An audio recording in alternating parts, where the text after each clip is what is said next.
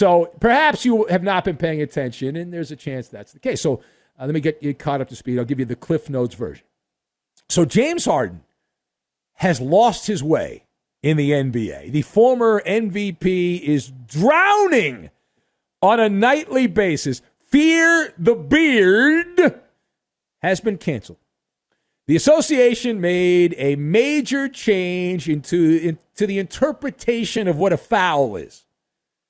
And for years, the NBA had just been giving out foul shots like Snicker bars on Halloween. You get one, etc. So they made this adjustment to cut back on cheap, bogus foul calls. Probably heard about that if you like basketball. And as a result, this has sent shockwaves around the NBA. Now, no one is more affected than James Harden.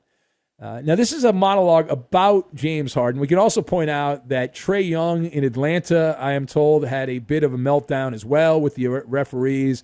He's not happy. But this is James Harden's situation. He has been a shell of what he had been in Houston, a miniature version of the dynamic offensive player in Houston. So let us discuss the question: how confident are we that James Harden will turn this around? So we're going to spin the MALLER wheel of confidence. We've dusted it off. It's just like the Wheel of Fortune. It's the MALLER wheel of confidence, 1 to 5 on the MALLER wheel of confidence. Now, 1 means not confident at all. 5 means very confident. Very confident. All right, spin the wheel. Round and round and round we go. All right, big money, big money, big money. No whammy. Stop. All right. We are at a 2 on the MALLER wheel of confidence. A 2. The peace sign for James Harden. That's not very confident. So I've got Mexican beer, Mozart, and corn maze. And we will connect all of this together. Now, first of all, let's just start with James Harden, who has been drowning. He has been drowning. He needs all kinds of help. He needs a lifeguard to come in there. He's suffocating. He needs CPR. I mean, he's choking, the whole thing. Now, I understand that it is a very small sample size. It's early in the season, but the results have been jaw-dropping. And like the vast majority of the unwashed, and probably like you, my interest in the NBA is relatively low right now. Like, I got to get ready for the show, and I'm always looking for things to talk about, so I'm not going to lie to you like I don't watch it. I'm flipping around. I've got, my right hand getting a workout when I'm watching a couple of games, but I'm kind of watching with half an eye. You know what I mean? I'm not really getting into it. I'm not really getting into a Memphis Grizzlies game or a Minnesota Timberwolves game, or for that matter, a Milwaukee Bucks game. I like most, I wait till Christmas to get more engaged, and then progressively more, and then the regular season's watered down. It's really the playoffs that it's all about. Now, that said, this is a compelling story. Right? The rise of James Harden and the fall of James Harden. Will he rise again? James Harden should be the new pitch man for Mexican beer. He is the most interesting man in the world. Right? He's got the beard. He's a debonair gentleman. Dos Equis, the whole thing, right? Is this the end of James Harden as we knew him to be, or just merely a speed bump? And we'll all chuckle about this when Harden's putting up 25 points a game and doing wonderful things. So the way I look at this, unless the NBA reverses course, does the old backpedaling drill like a defensive back at the scouting combine, nothing is going to change. Because Harden has, the games I've seen him play in, he has shown no ability to change his game. He hasn't figured out what to do. It doesn't appear he's tried anything spectacular. Now, secondly, watching Harden completely out of place, bizarro world. Now, I admit that we're all rubberneckers. Right? We're all driving, looking, seeing the accident, seeing where's the glass at, what's going on there. Now, I've peeked at a few of these Nets games. Like I said, Harden has been similar to if you saw a fish out of water floundering. He's uncomfortable. Like, it's just uncomfortable, agonizing. NBA history is filled with players that have signature moves. And like basketball, I could say skyhook, Kareem Abdul-Jabbar. Dream shake, Akeem Olajuwon. Right?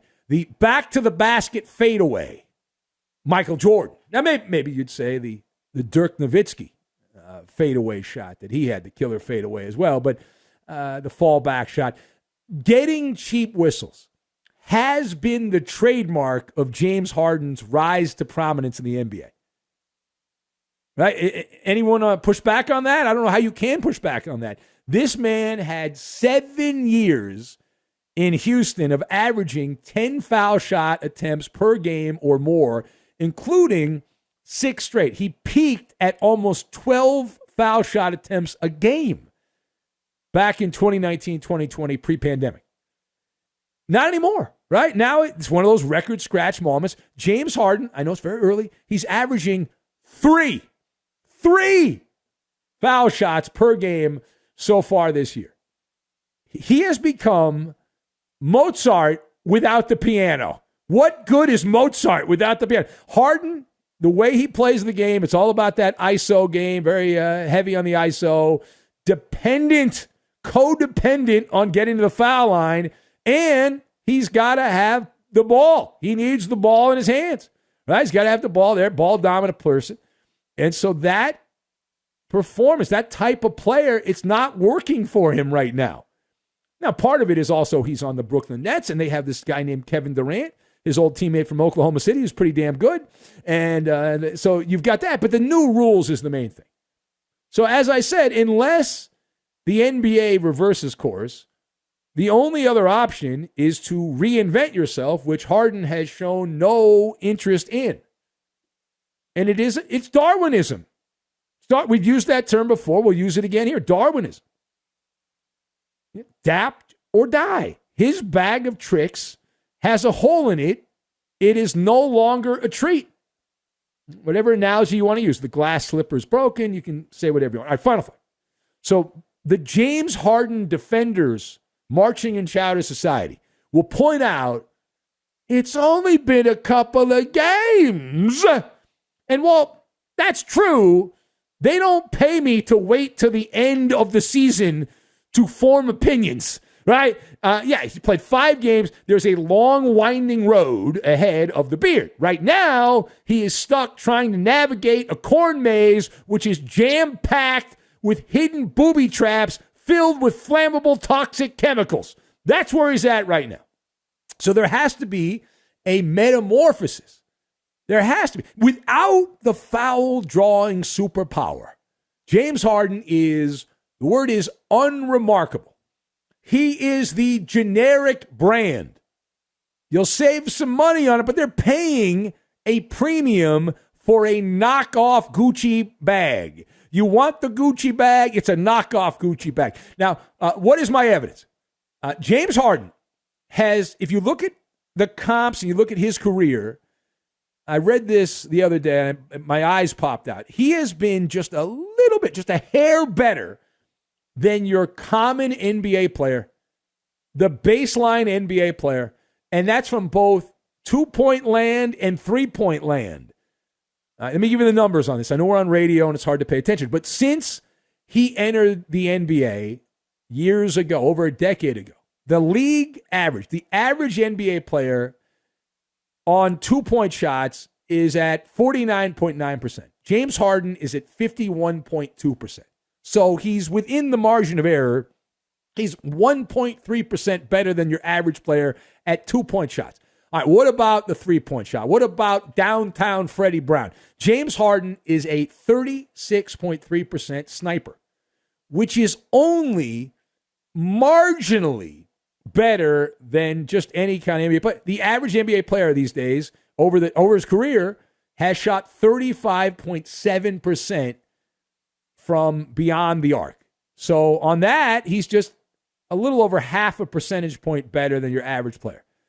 The one thing that is off the charts You talk about being in the 100th percentile. Kids, when you take them in and you say, well, how tall is the kid? How tall is he going to be? He says, he's in the 100th percentile or whatever. That's James Harden at getting foul shots. Big picture, should James Harden not evolve his game, the Nets, not only are they dead meatloaf, they've got to attempt to trade James Harden. How do you do that? It's the bigger dummy, right? You got to find the bigger fool to take James Harden that says the problem is he's playing with Kevin Durant. Now, Kevin Durant can't do it alone, and Kyrie Irving isn't walking through that door without getting a jab or the politicians in New York changing the vaccine mandate. Don't hold your breath on that. So it is an interesting story to follow as James Harden facing fire and brimstone in Brooklyn because the referees have decided to swallow the whistle